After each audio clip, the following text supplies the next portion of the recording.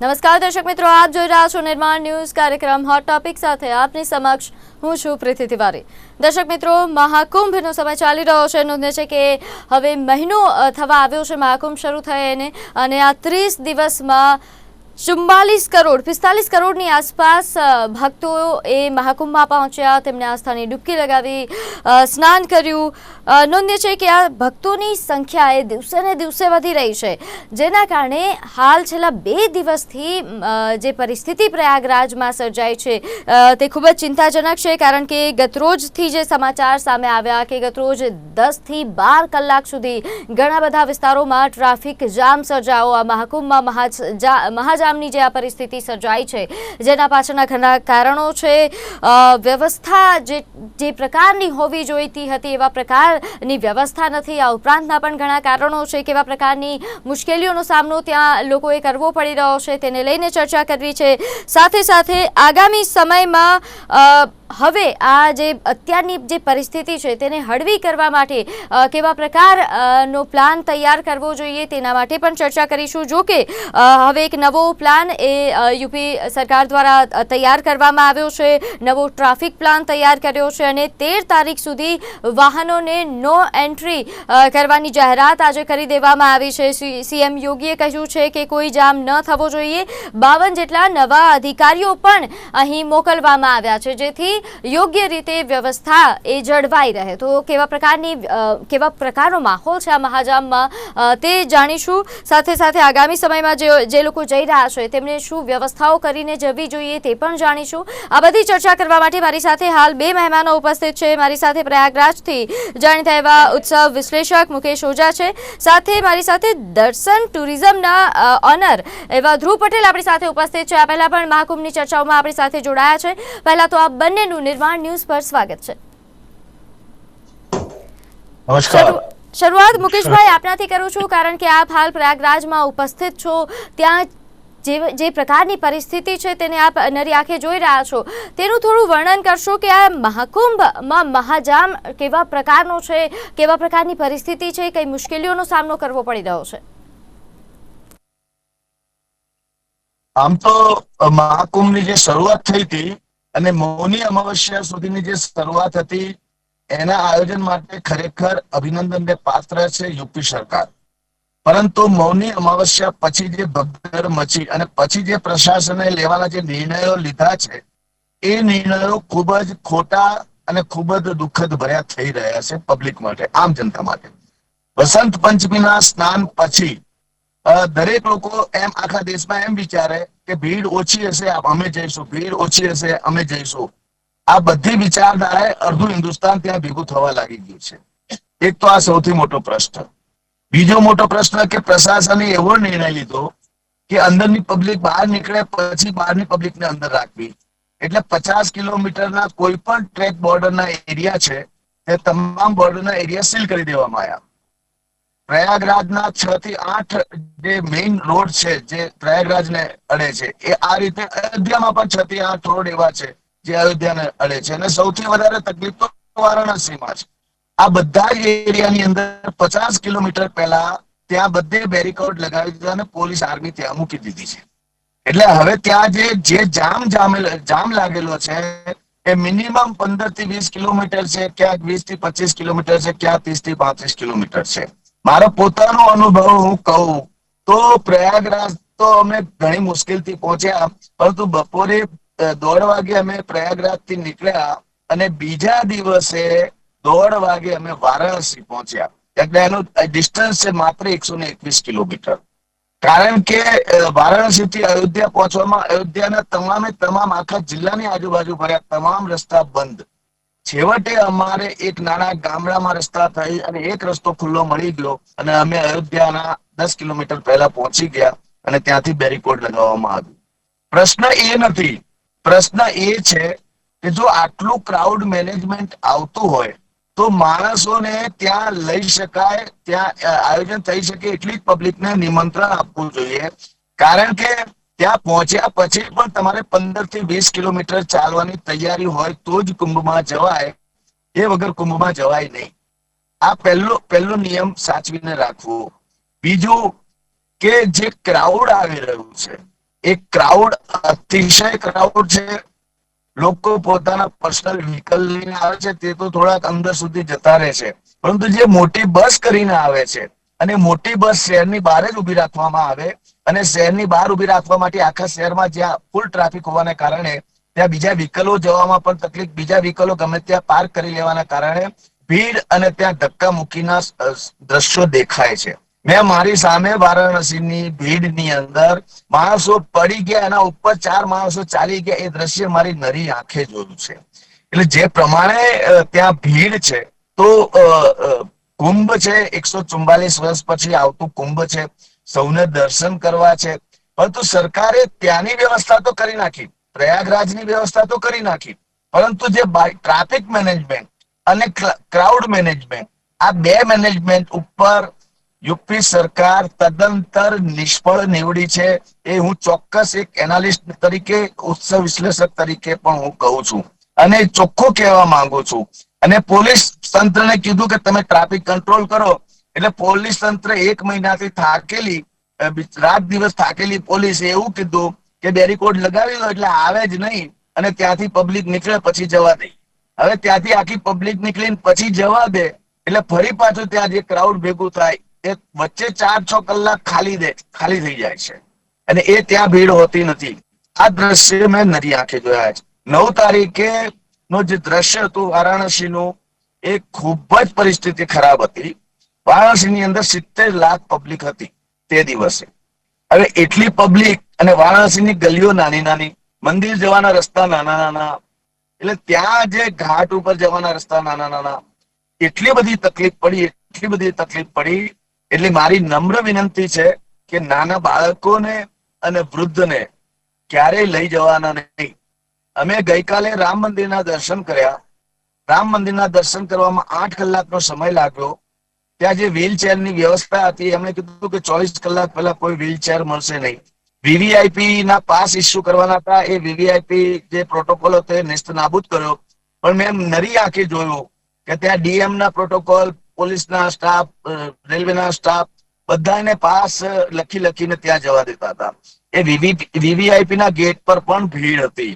એટલે માત્ર કહેવા ખાતર વીવીઆઈપી કલ્ચર ને બતાવવામાં આવ્યું છે, બંધ કરવામાં આવ્યું છે. બાકી ત્યાં હજારોની સંખ્યામાં વીવીઆઈપી કલ્ચરના નામે તોડબાજી થાય છે, પૈસા લેવાય છે અને જે પ્રકારની લૂંટ ચાલી રહી છે આ ત્રણેય તીર્થ ક્ષેત્ર ઉપર, તમારે માત્ર 5 કિલોમીટર 2 કિલોમીટર અંતર કાપવાના એક રિક્ષાવાળો 1000 રૂપિયા માંગે છે. એક રિક્ષા જો ભૂલથી ખાલી દેખાઈ જાય તો 50 જણનું ટોળું એના ઉપર ચડી જાય છે અને જે પૈસા વધારે આપે એ રિક્ષા પકડી લે છે. કારણ કે લોકોને 10-10 કિલોમીટર 15-15 કિલોમીટર ચાલવાની આદત નથી. અને જ્યારે આવા તીર્થ ક્ષેત્રની અંદર જાય છે, જતા તો ઘણા ઉત્સાહથી જતા હોઈએ છે. હું પોતે 40 જણના વ્યક્તિને લઈને બસ કરીને ગયો છું, પરંતુ જે અમારા ખાલી રિક્ષાની અંદર 1.5 થી 2 લાખ રૂપિયા ખર્ચાઈ ગયા. કારણ કે ગયા છીએ તો હવે ત્યાં દર્શન કર્યા વગર આવવું છૂટકો નથી. એટલે સમય જે હતો કે 5 દિવસની યાત્રાનું ટૂર પ્લાનિંગ કરીને ગયા, એમાં 7 દિવસ થઈ ગયા છે. લોકોને 9-9 દિવસ થઈ જાય છે. અને સૌથી 2 મોટા રીઝન છે કે તમે હોટલ બુકિંગ કરો છો તો હોટલ બુકિંગ માટે એની પાસે કન્ડિશનલ મૂકવાની કે ભાઈ અમે 11 તારીખે આવીએ છીએ પણ 12 તારીખ પણ થઈ શકે. ટ્રાફિકમાં અમને રોકી દેવામાં આવે, 8-10 કલાક 12 કલાક થઈ જાય અને પછી અમને આવતા 4 કલાક થઈ જાય અને તમે એમ કહો કે ભાઈ આ તમારો ટાઈમ શેડ્યુલ હતો એ પૂરો થઈ ગયો.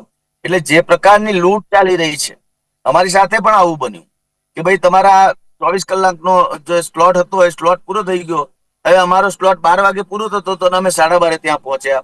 હવે એ કીધું ભાઈ તમારા બધા પૈસા પડી ગયા, અમે તો બીજાને આપી દીધું. અત્યારે આવી ઘટનાઓ બધી જ હોટલોમાં થાય છે. રેલવેની અંદર પણ જે અમે ટિકિટ લીધી છે કે જે કટ લીધી છે કે અમે 12 કલાકમાં જઈને સ્નાન કરીને આવી જઈશું, કે દર્શન કરીને આવી જઈશું, તો ત્યાં પણ ભીડ નો આતંક જેને શબ્દ વાપરીએ. હવે આના માટે જે ટ્રાફિક નો પ્રશ્ન છે એ એક પ્રકારે એરેસ્ટ કરી જાય. ટ્રાફિક એરેસ્ટ શબ્દ આપણે વાપરવો જોઈએ. એ પ્રકારની આ ત્યાં હા, ઘટના જોવા સમસ્યા મળી એવું છે કે ટ્રાફિકની સમસ્યા તો છે, એ સમસ્યાઓનો તો તમારે સામનો કરવો જ પડી રહ્યો છે, પરંતુ એના કારણે જે બીજી મુશ્કેલીઓ ઉત્પન્ન થઈ રહી છે એ પણ એટલી છે, જે બીજી લૂંટ થઈ રહી છે. કારણ કે આજે એ પણ સમાચાર આવ્યા કે ત્યાં જે નાવિકો છે એ પણ ડબલ ભાડા વસૂલી રહ્યા છે.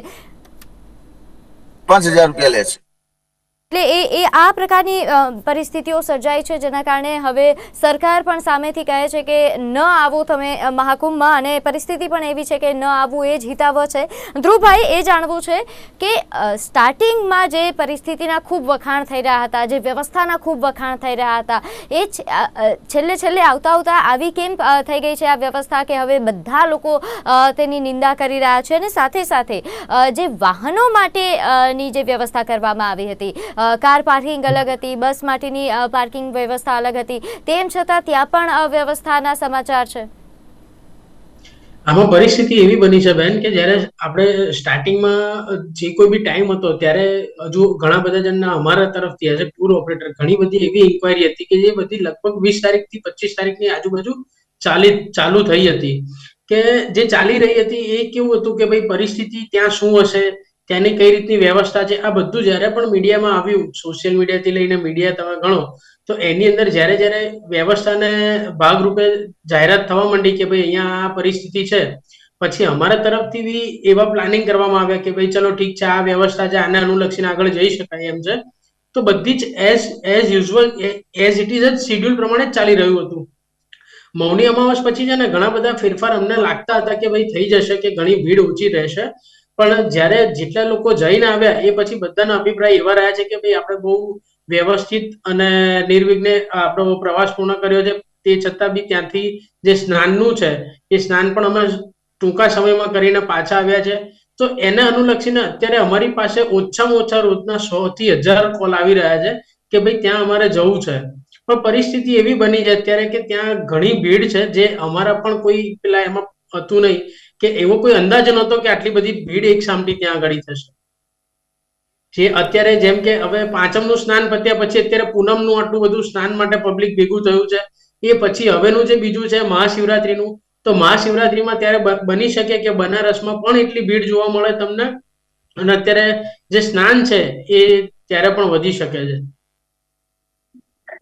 પ્રયાગરાજમાં પહોંચવા માટે તો લોકો સૌથી વધારે આવી જ રહ્યા છે, પરંતુ ત્યાંથી પછી જે રીતે આપે જણાવ્યું કે વારાણસી, અયોધ્યામાં પણ એટલી જ ભીડ, ત્યાં પણ જવા માટે લોકો માંગ કરી રહ્યા છે. ત્યાંની હાલ પરિસ્થિતિ કેવી છે?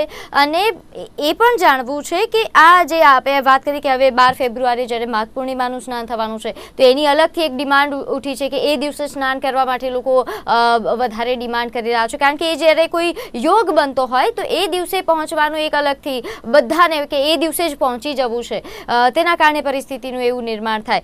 તો એની વ્યવસ્થા હવે લોકોને ખ્યાલ છે, કે તંત્રને પણ ખ્યાલ છે કે આ યોગ પર લોકો વધારે આવશે, તો એના માટેની પહેલેથી કોઈ વ્યવસ્થા નથી કરવામાં આવી. ટૂર ઓપરેટર્સને શું પહેલેથી કોઈ નિયમોની જાણ કરવામાં નથી આવી, કોઈ એવી બાબતો જણાવવામાં નથી આવી કે અહીંયા આટલા પ્રમાણમાં ભીડ આવે છે, આટલા પ્રમાણમાં લોકોનું સંખ્યા વધારે આવશે, તો તમે થોડા આ સમયે નીકળો, અથવા તો એવી કોઈ મતલબ એ કોન્વર્ઝેશન તંત્ર સાથે ટૂર ઓપરેટર્સનું નથી રહ્યું?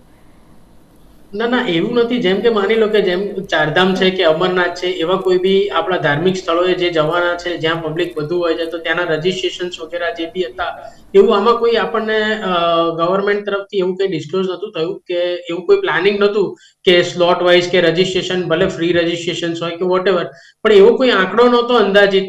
ખાલી એવું લઈને ચાલતા હતા કે ભાઈ આપણી પાસે આટલા જે બી છે લોકો યાત્રી કે આવશે અને આ લોકો અહીંયા સ્નાન કરશે, પણ એવો કોઈ રેકોર્ડ નહોતો કે ભાઈ આટલા જણા આવશે.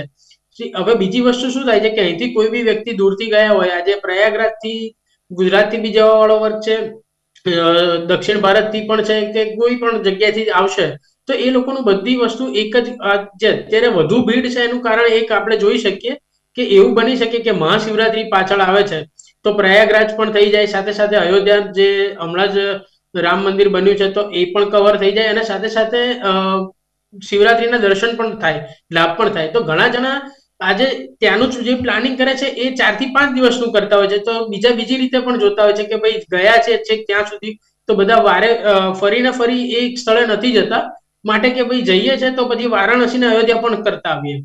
તો આવી ડિમાન્ડ ઘણી રહી છે માર્કેટમાં અત્યારે. અચ્છા મુકેશભાઈ, આ જે વાત છે કે તંત્રએ પહેલાથી આ રજીસ્ટ્રેશનની વ્યવસ્થા શરૂ કરવાની જરૂર હતી, ત્યાં જે પણ લોકો આવે એમને પહેલાથી ઓનલાઈન રજીસ્ટ્રેશન કરવામાં આવે તો કદાચ વ્યવસ્થાને કંટ્રોલ કરી શકાય હોત સારી રીતે. ના, આમાં રજીસ્ટ્રેશન કરી શકાય જ નહીં. એનું કારણ એ છે કારણ કે એક શહેરમાં પ્રવેશવાના 50 રસ્તા હોય છે અને 50 રસ્તેથી લોકોના ઘરમાંથી બધા નીકળતા હોય છે અને એટલો સંભવ નથી. આપણે જો જોઈએ ચિત્ર જોઈએ, કારણ કે 29 કિલોમીટરનો પટ છે પ્રયાગરાજનો. 29 કિલોમીટર પટની અંદર આ બધા અખાડાઓને જે વ્યવસ્થા કરવામાં આવી છે અને જે એના પાર્કિંગ સ્ટેન્ડ બનાવવામાં આવ્યા છે એ 15, 20 કિલોમીટર દૂર બનાવવામાં આવ્યા છે. અને ત્યાંથી કયા રસ્તે કયા પબ્લિક ક્યાં થઈને નાવ થઈને ગમે તેને હજારો રસ્તા છે. એટલે એવું કઈ રજીસ્ટ્રેશન નું દેખાયું નથી. પરંતુ મારે એટલું ચોક્કસ કહેવું છે કે હવે જે પણ યાત્રાળુ યાત્રાએ જાય છે તો પોતાની ગાડીમાં જાય એ વધુ અનુકૂળ રહેશે અને પોતાનો ખાવાનો અને પાણીનો સામાન ભરપૂર રાખે ગાડીની અંદર. કારણ કે તમે રાત્રે ક્યાંય જંગલમાં હાઈવે ઉપર તમે જામ થઈ ગયા તો 10 કલાક 15 કલાક તમારે ત્યાં જ બેસવું પડે. તમે ક્યાંય આગળ પાછળ થઈ શકો અને ત્યાં તે સમયે પાણીની તંગી, ખાવા પીવાની તંગી, વૃદ્ધ લોકો હોય એને વધારે તકલીફ પડે. આવા પ્રશ્નો વધુ સર્જાય છે. આપણે મધ્યપ્રદેશથી આવનારો જે વિસ્તાર છે, રેવા બાજુનો વિસ્તાર છે, એ બાજુ પર 50 કિલોમીટરના ટ્રાફિક આજે પણ છે. મીડિયાની અંદર સમાચાર આવી રહ્યા છે.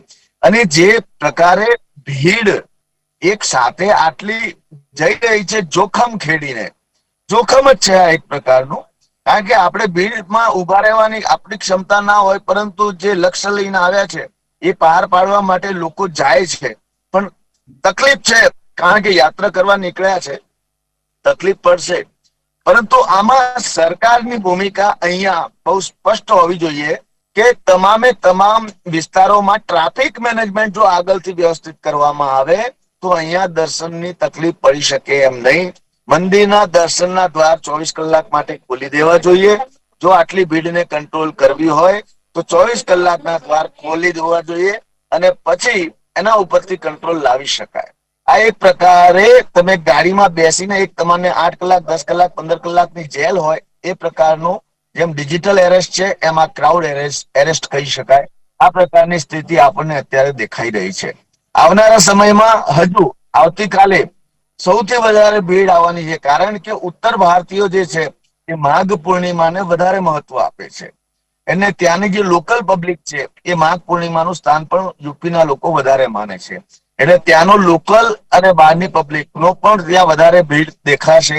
એટલે મને તો એવું લાગે છે કે વસંત પંચમી કરતા પણ માઘ પૂર્ણિમા અને અંતે શિવરાત્રી, એ શિવરાત્રી એટલે છેલ્લો દિવસ છે આપણે પ્રયાગનો કુંભનો, મહાકુંભનો છેલ્લો દિવસ છે. એટલે એ દિવસ સુધીમાં હવે 26 તારીખમાં દિવસો વધારે બાકી નથી. પરંતુ હવે જે બચ્યા છે લોકો, જેની છેલ્લે ઈચ્છા થઈ ગઈ છે એ ગાડી લઈને જવું અને બસમાં જવું, બધી બસો ગુજરાત સરકારની પણ અમદાવાદથી જે પણ નીકળે છે બધી હાઉસફુલ છે અત્યાર સુધીની. ટૂર ઓપરેટરની બસ તો બધી હાઉસફુલ છે, ખાલી કોઈ નથી. એટલે જે પહેલેથી પ્લાન કરી રાખ્યું છે, મહિનાભર પહેલાથી જેમણે પ્લાન કરી રાખ્યું છે એમના માટે કઠિન પરિસ્થિતિનો સામનો કરવો પડી શકે છે. પરંતુ આ કદાચ આ નિર્માણ ન્યૂઝ મતલબ જો આ જાણકારી લે તો પોતાની વ્યવસ્થા, દવા, આ તે ખાવું પીવું બધું સાથે રાખે અને ચાલીને જવું વધારે હિતાવહ છે. ભલે થોડો સમય લાગે પરંતુ જ્યાં છો ત્યાંથી ચાલીને ઓછામાં ઓછો સામાન લઈને તમે ચાલીને જાઓ તો ત્યાં વ્યવસ્થા છે. રામ મંદિરની વ્યવસ્થા એવી છે, લાઈન વાળી વ્યવસ્થા છે, એટલે ત્યાં ધક્કામુક્કીના પ્રશ્નો સર્જાવાના નથી. કારણ કે 3 કિલોમીટરની લાઈન એમને લોકોએ બેરીકોડ કરીને લાઈન લગાવવાની, જે સ્ટીલની રેલિંગ લગાવીને રાખેલી છે, એ ખૂબ સારી વ્યવસ્થા છે. પરંતુ રામ મંદિરની અંદર અમે જોયું કે આ વખતે પહેલી વખતે તમને મોબાઈલ પણ એલાવ, જૂતા પહેરીને જાઓ તો એલાવ, માથે સામાન લઈને જાઓ તો એલાવ, બેગ લઈને જાઓ તો એલાવ, તમને મંદિરમાં દર્શન કરી. અમે પૂછ્યું પ્રશાસનને કે ભાઈ આ આવી પરિસ્થિતિ કેમ? તો કે અહીંયા લોકરો ખૂટી ગયા છે, લોકરો સંભાળવાની વ્યવસ્થા નથી, પબ્લિક અહીંયાથી લોકરમાં ત્યાંથી જઈને પાછી આવતા લોકલ લેવા આવે છે ત્યાં સુધીમાં પબ્લિક ગુમ થઈ જાય છે. એટલે ત્યાંની જે એટલી બધી ઇન્કવાયરી હોય છે કે આ માણસ ખોવાયા છે, આ માણસ ખોવાયા છે, આ માણસ ખોવાયા છે. ખોનારાની જે પૂછતાછ કેન્દ્ર છે તે જગ્યા ઉપર કમસે કમ 200 માણસનું ટોળું હોય છે. એટલે આવી પરિસ્થિતિના કારણે એ લોકોએ બધું એલાઉ કરી નાખ્યું. પરંતુ મારો હજુ પ્રશ્ન એ જ રહેશે કે ટ્રાફિક મેનેજમેન્ટમાં હાઈવે જે કોરિડોર મેનેજમેન્ટ છે, જે બેરિકોડ વારે ઘડીએ લગાવવામાં આવ્યા છે અને જે પબ્લિકને રોકવામાં આવે છે એને દૂર કરવી જોઈએ. અને એના માટે કદાચ વધુ પોલીસ સશસ્ત્ર બળની જરૂર પડતી હોય, આર્મીની જરૂર પડતી હોય તો બોલાવીને આ 26 તારીખ સુધી, મહાશિવરાત્રી સુધી આનું સફળતાપૂર્વક આયોજન સરકાર કરે એવી અપીલ છે. મુખ્યમંત્રી ત્યાંના યોગી આદિત્યનાથજીએ હમણાં એવું કહ્યું કે કાલ સુધીમાં ટ્રાફિક હળવો થઈ જાય તેવા પ્રકારની વ્યવસ્થાઓ તેઓએ કરી દીધી છે. એટલે કાલ સુધીમાં માઘ પૂર્ણિમામાં કોઈને કોઈ પણ પ્રકારની અસુવિધા નહીં થાય તેવા પ્રકારની વાત છે. શું લાગે છે ધ્રુવભાઈ કે કાલે ટ્રાફિક હળવો થઈ શકે? કારણ કે બહુ વધારે ભીડ હશે કાલે, તો એની કોઈ સંભાવના ખરી? જે પ્રમાણે મુકેશભાઈએ જણાવ્યું તે પ્રમાણે તેમની વાત બિલકુલ સાચી છે કે ત્યાંના જે લોકલ ક્રાઉડ છે એ પણ આનું મહત્વ જો ધરાવતા હશે એ પ્રમાણે જો આવશે ક્રાઉડ તો બની શકે કે આની આ જ પરિસ્થિતિ આપણને જોવા મળે. કારણ કે જો લોકલ વધશે તો લોકલને કેવું હોય છે કે ત્યાંથી એ લોકો નાના વ્હીકલથી લઈને દરેકે દરેક વસ્તુ એવું છે કે ભાઈ ઇઝીલી એ લોકોનું કોઈ પ્રી પ્લાનિંગ નથી હોતું કે ભાઈ ક્યારે કેટલા મેમ્બર્સ આવશે, રાઈટ? તો એ પ્રમાણે કદાચ કાલે પણ ફેસ કરવું પડે.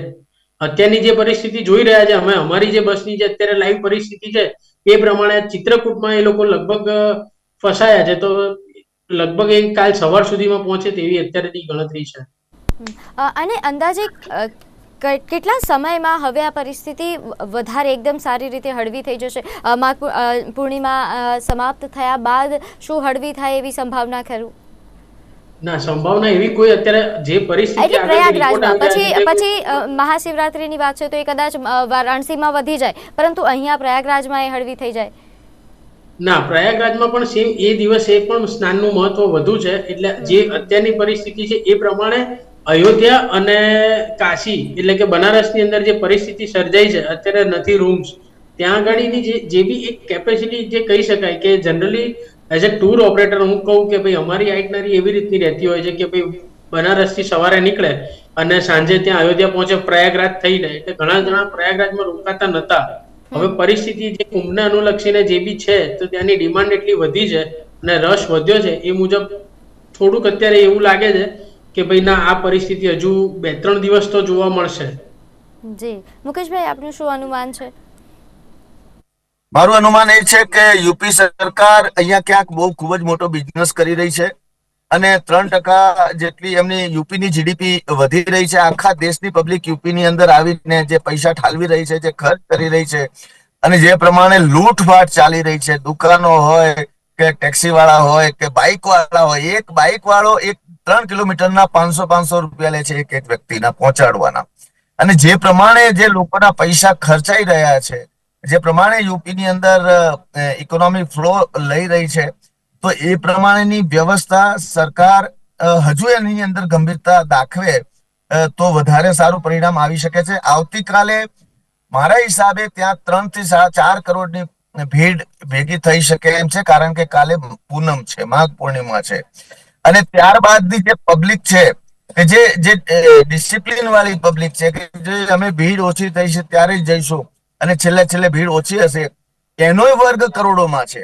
એટલે હવે તો પહેલા તો 50-60 લાખ 80 લાખની પબ્લિક નિત્ય વગર સ્નાનના જે મહત્વ હતું તે દિવસે આવતી હતી, પરંતુ હવે 1.5 થી 2 કરોડ પબ્લિક રોજ આવવા લાગી છે. આવતીકાલે વધારે થશે અને પછી પણ 2 કરોડની ભીડ વધતી જશે અને લગભગ 70 કરોડ લોકો આ 26 તારીખ સુધીમાં સ્નાન કરશે એવું અનુમાન દેખાય છે.